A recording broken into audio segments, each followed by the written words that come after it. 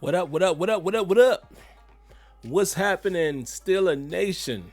For you guys who are here early, welcome. For you guys who will hear this on the rebound, welcome. And for anyone who might be new to the channel, welcome. I told you guys I would try my best to do a pregame show, so here it is. What I haven't been able to do so far yet, guys, because of my schedule, is I haven't been able to pinpoint an exact time and or day of the pregame, but we can pretty much, consider it always being on either Friday or Saturday. The goal is to try to at least have the latest injury report out before it's done. So again, you can anticipate it on Fridays or Saturdays, of course, as it is Saturday here today. Now, for you guys who might be new to the channel, what we always do each and every week, post-game show follows the game immediately. It's immediate reactions.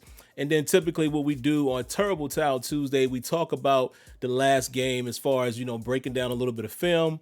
But then also what we typically do, guys, is we also, we just want to talk a little bit about the upcoming opponent. All right. Now, I may not do film study as much as I used to, and I will explain that to you guys here in just a moment. So give me just a second. Excuse me. What we always want to do is we want to shout out everybody who's here early. So let's read a few of the names really quick, and then we'll dive in. And this is a short show. The Steeler report is short, very short, in and out. Not going to be that long at all. But anyway, let's say what's up to User Hit Stick, Jared Devil, Throwback Music, Vista Light, Reggie Carter, Ali Howard. And that's all right now as far as who's already in the chat, who's already said something. I do see there's more people viewing, so I appreciate you guys stopping by. First thing we're going to talk about, man, of course, we got to talk a little bit about the injuries that we all know about. Obviously, David DeCastro is still out, so that's something that we should be concerned with, as well as Steven Wisniewski. We already know about that. He's out, as well as, unfortunately, it is what we thought as far as Zach Banner. Zach Banner got surgery.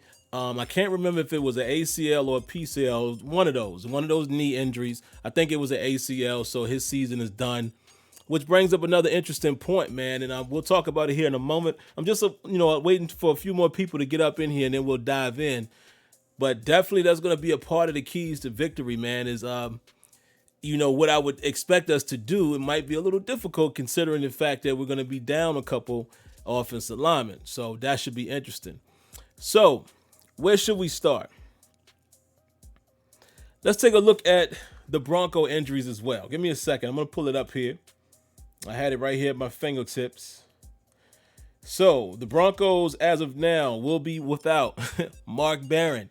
Familiar name, right? I almost wish he was playing so we could kind of take a little bit of advantage of what he does or what he brings to the table. But then again, may have given him a small edge with him being familiar with the Steeler defense. Running back Philip Lindsay. Okay, now that's going to be interesting because that's going to definitely affect the way the Broncos might want to run the football. They still have Melvin Gordon, but again, they don't have that 1-2 punch. When we played the Broncos the last time, Lindsay, a little quicker, smaller guy, a little more shifty or what have you. He was having his way with us a little bit. So we don't have to worry about him. Again, you definitely want to worry about a guy like Melvin Gordon, but I'd rather have to deal with one running back, such as what we did against Saquon Barkley, instead of having to deal with multiple, right?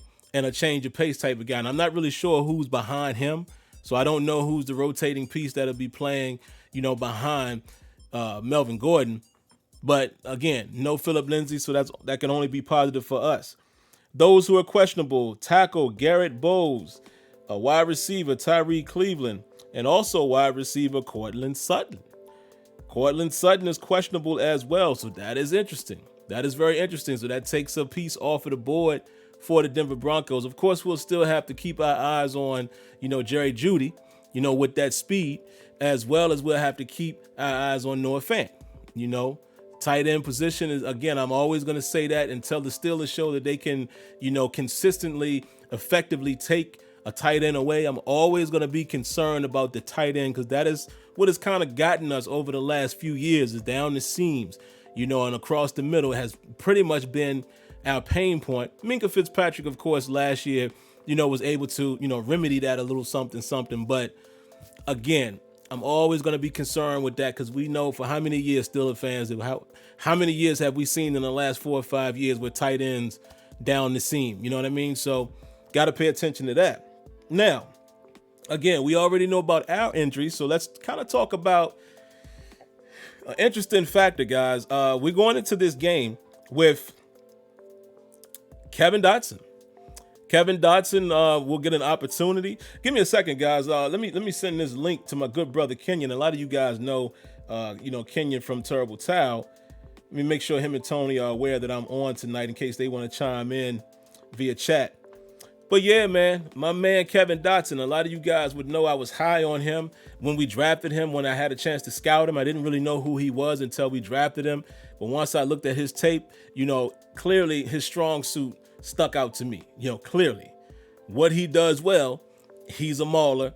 He's a pure run blocker. And he didn't do too bad, man. The couple opportunities that he got against the Giants when he had to come in, there was a couple pass pros where he did okay. But also Okorafor. Okay, so we're going to have Dotson and Okorafor will both be out there. That is interesting, okay, because these are younger guys. And again, Dotson will be getting his first NFL start. And yeah, you know what I mean? It's the stronger suit of the Denver Broncos, man. It seems to be right now is that front end is pretty decent. You saw how, I watched the game, of course, against the Titans, and they were able to kind of, contain big boy. Why is his name slipping my mind, guys? Derrick Henry. So you would probably say right now the Broncos, their strongest suit is probably their front, with guys like Casey and Purnell. But it makes me wonder, man, how the young guys are going to hold up. So again, we get an opportunity to see these guys in action. May be good for us. It may not be good for us. As far as keys to victory, guys, what I really think we need to focus on is, let's keep the tempo up a little bit. I would say let's try to get these guys. Give me a second, guys. I'm getting a text from Kenyon. Okay, cool. Just wanted to make sure, he didn't have anything he might have wanted me to point out. Keys to victory. I mean, guys, we're always going to say run the football. As you can see, I have Benny Snell there as the thumbnail. I think, he could be the catalyst for everything. It's interesting, though. Here's the interesting part, right? Connor practiced fully. Stephon Tuitt practiced fully. I was a little concerned about Tuitt because they said something about Achilles. And usually when it's an Achilles injury, a lot of times it's more severe than not.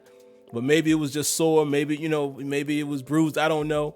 But the fact that he did practice fully as well as Connor practiced fully, neither one of them were on the injury report, on Friday, makes me wonder who will be getting most of the duties at running back. And the reason why I asked that question, though we can't confirm, Anthony McFarland on Twitter wrote, "Let's get it, 100," right?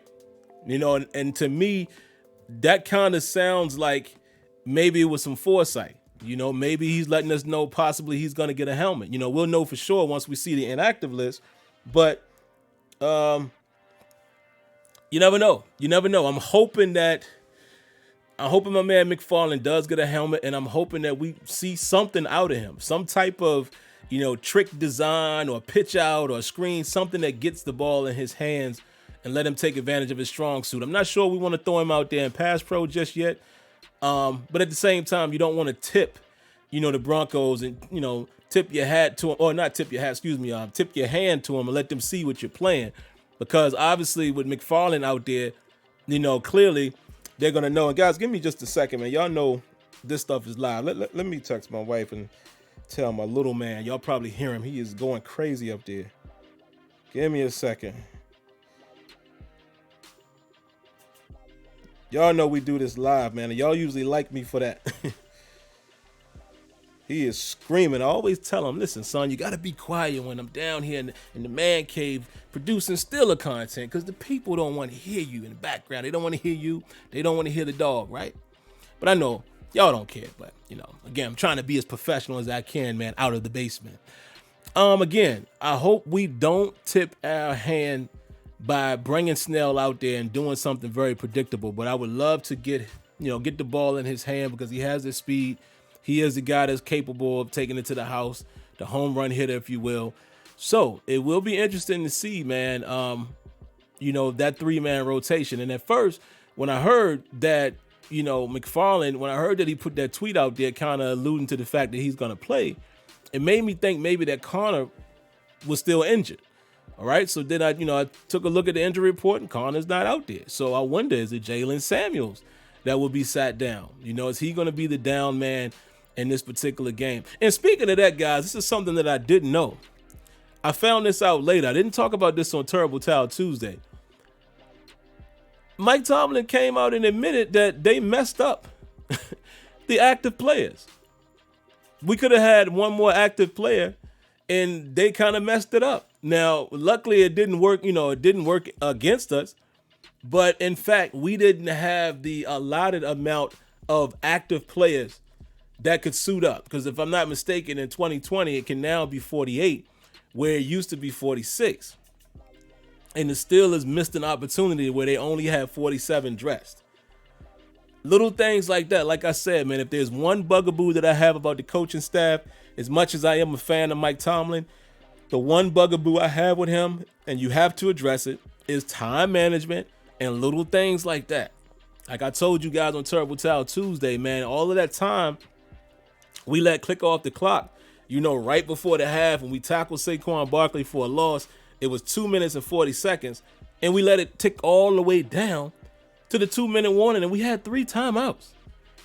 And in a position like that, I feel like at least utilize them timeouts before the 2-minute warning. So that essentially gives you 2. You keep 1 in your pocket, and you have more time to work with. But we all know that's been a pain point over the years with the Tomlin staff. I don't get it. And again, so to hear that they missed a spot on the active roster, it does not make me feel good. So like I said, I am a equal opportunist when it comes to, feedback and criticism. As much as I can say I like Mike Tomlin for what I like him for, I also have to look at the things that I have to question. And that's just only me being fair and objective. Back to who's going to be on the field. Is there anything else I want to mention about the Broncos, guys? I will say this. They don't scare me. Nothing about them scares me. I think the Steelers could probably get it done. I will say we do have to be a little careful. Drew Lock, he got some talent. I'm sure he could probably play, as good as Daniel Jones was, maybe better. He's not a bum. So my only point is, man, we just got to make sure we get things bottled up, correct some of the issues that we had in last week's game, some of the communication and things like that. And I think we'll be fine. I went back and looked at the play. Okay. I looked at the all 22, and that's what I wanted to mention to you guys, man. I don't know if I'm going to start showing the all 22 anymore. I actually got, a copyright warning. I didn't get a flag, but I got the copyright warning from the NFL. Maybe we'll try it in this video and we'll see. We'll see if they catch it again. So maybe I'll just make, when I go to the Game Pass option, maybe I'll just make it really small. Actually, hold on, guys. I'll add it to this particular video. I want to show you the play, but this will be a trial run. So if I get another flag, well, not a flag, but basically what happens a lot of times, you get a copyright warning and the owner will monetize your video. And I ain't with that, right? I'd rather not show them anything instead of allowing them to monetize my production, because I used a little piece. And I get it. It's the NFL. They own it. The only way for me to get around it is to do a non-monetized video. But I'm going to be honest with you guys. I'm not really trying to do that. Obviously, if I'm on YouTube, I'm doing it for fun. I'm also doing it to inform you guys and we have a good time here. But again, also, I'm a YouTuber. So I want to be able to monetize my videos. But I got an idea. I might pitch it to you guys later. I got an idea to maybe where we could kill 2 birds in 1 stone. Maybe do a non-monetized video, and maybe we'll make it private, and maybe for a small donation. I don't know. We'll figure it out. But I just want to always keep you guys up to date on things like that. So actually, give me a second, man. I wasn't gonna show it. But like y'all know, man, when it's live, things just pop in your head. Let me see if I can grab that window in here really quick. Let me see. I should have it already saved. No, I don't. So let me add a new one for Game Pass. We'll make it small in here. And by doing it like that, maybe they won't catch it. Because, you know, they didn't catch any of them last year, right? When we did the season, they didn't catch any of the ones from last year. But maybe it's because I was mostly in the video. And give me a second here, guys. I'm looking for the right. Where is it? Why is it not showing? Hold on, guys. Oops. Hold on. Let me make sure I have the browser up. That's the problem. I didn't have the browser up. So here we go. Let's do it again. So y'all getting a chance to see the real production in real time. Let's grab it here. Chrome. Boom. I thought I already had one. There we go. So we'll make it small. And I'm going to transform it a little bit. Give me a second, guys. Real time, man. Y'all seeing this in real time. Who realer than me? Let's see. Let's cut that off a little bit. Let's cut the top down a little something. All right, that's about all we need. So we're going to put it here. Now, y'all give me the A-OK, and I'm going to cut it off really quick, but y'all let me know. Is it good? Can y'all see it pretty decent like that? Let's cut it off really quick, and I'll check with the chat. Can y'all see it decent enough? And as I wait for you guys to confirm that, and I cut it off right now, but just let me know when it was up. You know what I'm saying? What I'm basically going to show you is something that we have to watch out for against a speedster like Jerry Jeudy, as well as, you know, it wasn't as bad as I thought. It definitely was. It looks like it began like a cover 3 type situation, and then it seems like they kind of swapped their assignments. You know, Minkah comes down to get Ingram, who's actually becoming open across the middle, and then Joe Hayden replaces him. We've seen this coverage, you know, for a couple years now. We've seen this coverage. We ran it a few times last year, and had Joe Hayden got on his horse and ran straight to the spot, he probably gets there. But again, it's football. He's looking back at the quarterback for a minute, and the longer you look at the quarterback, it's obviously going to slow you down as you're running. And he gets beat, and Daniel Jones makes one heck of a throw. So what you guys say? Could y'all see it good? Give me the A-OK, guys. It looked good. Okay, all right. Let's throw it up really quick. Here we go.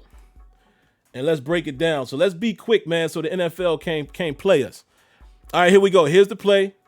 I want you guys to see the alignment, and it's weird. Look at what TJ Watt is. TJ Watt is roaming. I love this. I love when you do stuff and people don't know exactly what's coming. TJ Watt is roaming right here. All right. You got Steven Nelson. You got Terrell Evans down here already in the box. Joe Hayden right here with really nobody to cover. And then you got Minkah. So the reason why I said it looks like it turned into a cover 3 and then they swapped a cover 3 match, like maybe a cover 3 with some pattern matching. Because look at what happens here. So you see Minkah play in the middle of the field.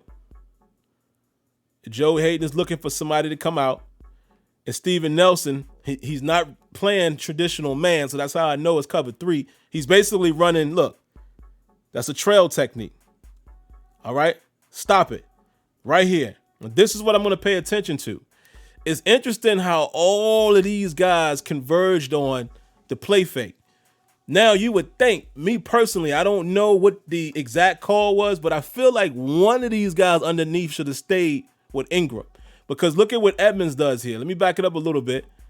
Edmonds is reading play action, and once he realizes that Saquon is going to go out in coverage, look, Edmonds runs with him, doing a decent job there. Minkah drops down. Here comes Joe Hayden to replace him over the top. And look at what happens.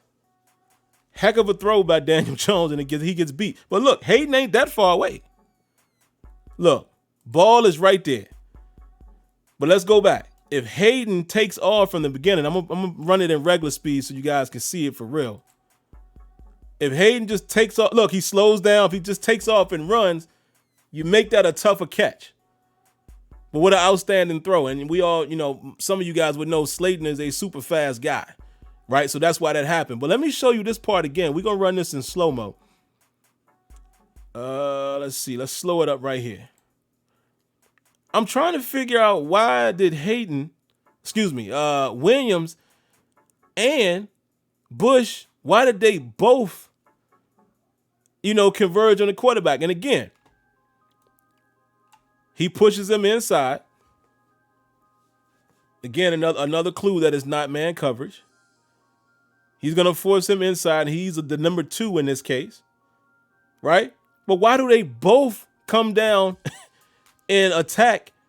Now, let me pause it for a second. And let me take it off the screen for a second, just in case the NFL is watching us. The rule of thumb, of course, is if nobody is a threat to you, then and you're a linebacker or you're playing in the box, you can pursue the quarterback if you already know there's no threat coming your way, especially if you're in zone, right? However, I'm kind of curious as to why both of them would do that. That doesn't appear to be a delayed blitz, especially not because Bush funneled him inside. It just looks like they were reading the quarterback. They were only virtually, there wasn't a lot of routes being ran behind them. They know nobody was on the far side, right? Joe Hayden was by himself, and Ingram was the number 1 on that side in that case because nobody else was lined out there. See, I forgot the coverage that quick. Excuse me. Nobody else was lined on the outside. So automatically you already know. Actually, hold on. Let me pull it back up, guys. And I'm confusing my own thoughts here. Let's go back and look at it from the overhead view. Yeah, there's nobody there. So essentially, Ingram, let me see. Let's look at Ingram again. Yeah, everybody else is blocking down. So Ingram becomes essentially the number 1 on his side. There's no other threats. So again, like I said, linebackers a lot of times, especially when they're in zone, there's no other threats. Do something else. Pursue the quarterback. Turn this into a blitz, right? Joe Hayden, they're probably assuming that Joe Hayden is going to come down and get him, or at least Minka, which would leave him by himself in a normal scenario. But I still feel like in this scenario, somebody should have hung out. Somebody should have hung out right here. And again, it could be a check because even if a team runs a cover 3, cover 4, cover 6, cover 2, right? There's standard principles to every coverage. But then some teams have built-in checks that they create. So maybe this could have been a built-in check where they know there's only 2 guys going out. And then the third one finally leaks out. Maybe that's a check for them. Pursue the quarterback. We feel good with Hayden and Minka back here being able to cover anything in this area, and we feel good with Nelson out here. We already know we got Edmonds taking it back out of the backfield. Could be a check. But I just feel like if one of these guys would have ran or stayed with Ingram, if it is pattern matching, right? Because Minka comes down here and he's not robbing this because he's the single safety. So this lets me know he's reading this. He's matching this route because he's coming across. Look. Boom. So he's going to come down and take that away. So Hayden is going to go deep. But I just feel like if one of these guys would have hung around a little longer, maybe Minka stays back. So this touchdown is not against Minka Fitzpatrick, folks. All right, so let's look at it again from this angle. Regular speed, and then we'll take it off. And then I'll read some comments, man, and then we'll be out of here. See, look. Why is it so much traffic right there? I feel like one of these guys should have stayed back. I don't know. But it is what it is, man. Great throw by Daniel Jones. They beat us. Listen, you win some, you lose some. That's just how it goes in football, man. But again, last thing I will say here, guys, and we're right about at my time point. I think we can beat the Broncos. I didn't see anything that I feared from them. We will have to be on our keys. I would like to see a little more pressure. I want to apply a little more pressure to Drew Lock because he has talent and there's speed out there. You just saw what Slayton did. Jerry Jeudy can do the same thing. Okay? They got, a couple guys you're going to need to worry about, Jeudy and Noah Fant. But I feel confident that I don't feel like they can destroy our defense. And I feel like that Ben and the boys should be able to, get some points on their defense. So keys to victory, of course, is just keep a lid on it. Don't allow more than 20 points. If you can do that and you can, consistently move the ball and put points on the board offensively. I know this sounds generic, guys, but a lot of times the plan is the plan every week. You just look at the different pieces and you decide if there's anything from the plan that can be deviated. If there is any this week, I think the run game.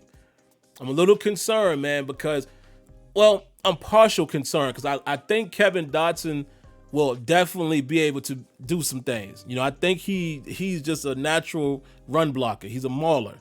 So I would say stick to the run game early and see how we look. I feel like if Denver puts us in a situation where we got to pass, not that I don't think that we can pass it on those guys, because no Bouye as well. I think AJ Bouye, I think, is out. I didn't see him on this report, but I think I heard something about him not playing as well. And not that I fear those guys, but again, man, with those, with Dotson and Okorafor being on that right side, I am a little concerned about the pass rush. No Von Miller, but I am a little concerned, man, if Ben gets into a situation where we're throwing the football 40, 45 times. So keys to victory to me: control the tempo, run the football, get the run game going, pass when you have to, and just let the defense play free and, do what we're accustomed to seeing them do. And, bend but don't break, but be better than just that. But if you can hold the team under 20 points, I think we're capable of scoring 20 or more.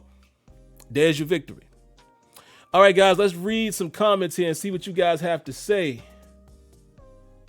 I'm going to go back and see what some of you guys had to say about the play.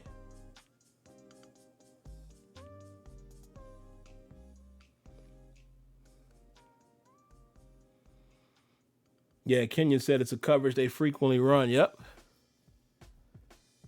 Luis D said, good evening, Steeler Nation. Didn't know there was a show tonight since it's commercial with Celtics Heat. I checked my phone and you know the rest. Yeah, man, the pregame. And I apologize to all of you guys, man, that I don't have a committed day for it, but I can guarantee you that it's pretty much going to be a Friday or Saturday unless, I'm out of town or something like that. And I'll let you guys know well in advance. But I can't lock in the day. But you can guarantee that it's at least going to be Friday or Saturday because I want to wait until we've had that full week of practice per se so we can go over the injury reports and things like that. Informed 80 says Jones made a mental error in the red zone, but he walked us down the field with a below average offensive line. He will be great if he gets help. Jones, who you refer? Oh, you talking about Daniel Jones? My bad. You must be a Giants fan. Shout outs. Yeah, and listen, man. I think Daniel Jones is gonna be okay. And is it time to have that conversation, y'all? Did the Giants make the right decision on draft night? I admit I was one of the people also saying they should have went with Haskins, and I know it's early, and I know circumstances are different, but from what we've seen, is Jones looking like the better player in the NFL? I'm just saying. I think he'll be okay. Daniel Jones looks like he's going to be a legit quarterback, man. So, give him some time, man. I think he's going to do okay for you guys. Let's see what else y'all got really quick, man. Why Diggy says Alex showed a clip of Dotson holding up in the pass protection on Juju's second touchdown. I want to see more, but I'm confident in Dotson. Yeah, he sure did. Why Diggy? And shout out to Alex Kazoo. I know he checks us out from time to time. Yeah, I saw that clip as well, man. And listen, if you can hold up like that, that's all you could ask for in the NFL. I mean, he held his block. And if he can do that in the pass game, and again, I feel very confident in him in the run game. He's going to get a good test this week. But if he can do that, okay, we all right. We'll see. Bouye is on IR. Okay, I thought so. I thought I saw that he was out. So, okay, appreciate that, Diggy, for giving me that information there, man. Let's see. What else y'all got? We'll read a few more and then we're out of here. Hello, Miss Lanisha. How you doing this evening? Kenya says Cam dropped into coverage on that play. It was a zone. Which play are you talking about, Kenya? Let me see what y'all discussing.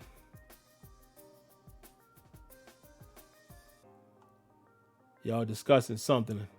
Yeah, but speaking of that, Kenyon ain't really got to clarify the play for me. Yeah, Cam Sutton and Mike Hilton both was getting some rotation time in that game. I saw a lot of it on the All-22. And like I said, guys, I want to continue to do that on Tuesdays, but I have to see what's going to happen because I just can't afford for each one of my videos to be non-monetized, because the NFL is trying to get me for quote-unquote copyright stuff. But like I said, I'll throw this idea at you guys. I want to do what's best for you all. I never want to make it hard for you all, the viewers, the rest of the family. I'm going to throw an idea out there, and you guys let me know, man, if it's something that, that you might participate in. Is it worth it or not? And I'll throw that out there in a moment. First, I want to say there's the applause right there. Thank you very much, Shadow Slayer, for the donation, man. I appreciate you. I appreciate that. He says, my question, what are your thoughts on Joe Burrow? I like his moxie, man. And y'all have heard me say that before about another quarterback that's on our roster. But it's true. Demeanor, poise, moxie, all of that stuff is going to win me over first when I can see that. Joe Burrow looks like, man, he's a guy that's going to do what he can to win the game. He's going to make his rookie mistakes, but he stands in there, and he appears to be a fighter. He appears to be a fighter. I remember on one of them plays where he ran and got popped. And I was saying to myself, it was late in the game, I said, you can't do that much more, brother. Not in the NFL. You're a tall guy too. You better get down. But you can see that I'm trying to win attitude all over him. Okay. And I think he looked okay. I don't think he looked the worst. However, his offensive line didn't help him at all. At all. I will say this to Cincinnati. Y'all better get an offensive line before you get the boy killed. He was getting tattooed out there. But I think Joe Burrow, and I said this when he was at LSU, some guys you can just see it. Some guys you can tell they're going to be all right. You know what I mean? Like, there's some guys that are super athletic and you think that that's going to get them through. Like, who didn't know that Lamar Jackson was going to be able to run the football the way he did at Louisville?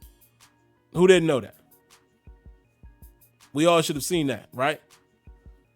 We all should have seen that. Now, what he's become, wow. I was the main one saying he's going to have to work on his accuracy, and Lamar looked like he's improved it every year. But then you have other quarterbacks where you could just tell they're going to come in and they're going to be legit. Joe Burrow looked like that to me. Have I seen enough of his pro status to know? Not yet. But I don't think he looked bad in that game. You have to consider the offensive line wasn't giving him a lot of help. And you have to also consider that he is a rookie. He's going to make mistakes, but I think he did some good things as well. And again, I didn't see any quit on him. He hung in there, man. He played tough, played hard.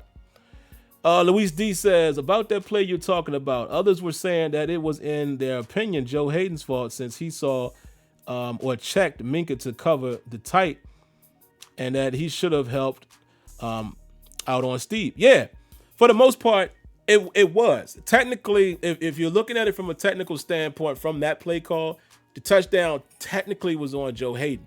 Because even though I was rough on Steven Nelson on the last show, when I got a chance to really look at it, Steven Nelson was playing a trail technique, right? He was basically giving him inside leverage. He was basically trailing on the outside because he even, as he thought that it was going to be like a fly, you could see him, kind of still going to the outside, and then Slayton stems back inside.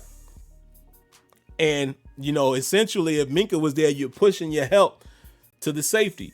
So that's why you play that technique.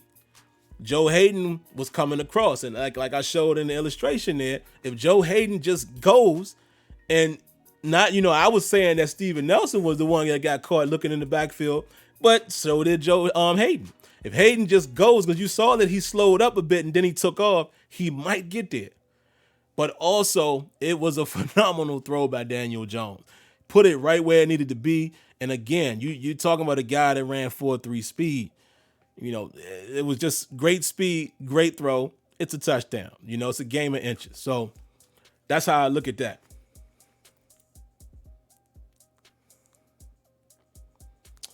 Let's read one or two more, guys, and then we'll be out of here, man. Like I said, the pregame show is meant to be very quick. Big Dro says, should we be concerned, about Nelson giving up 2 touchdowns on game 1? Nah, not just yet. I mean, even that second touchdown was a quick slant. But we'll see. Let's not throw him in the trash yet, because again, this is what I don't want us to do as fans. Last year we were praising him. Remember that? We're praising him, saying he was solid and he was locked down on that side. But because he gives up 2 touchdowns in the first game, I know that's not great, but let's just see. Let's see how he bounces back, if it continues to be a trend and things like that. I mean, after one game, it's just not enough. It's not enough for me after one game. It's not enough. You have to consider you play the coverage a little different when you facing a guy that's fast like that. You give up more space. So it's a lot of factors that you have to factor into that. Let's just see. Let's see. I think it's too early to be concerned right now. Give me one more, guys, and then I'll get out of here.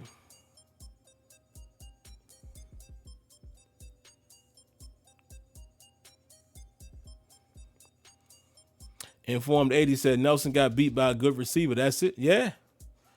They all get beat. I mean, even Dion. You know what I mean?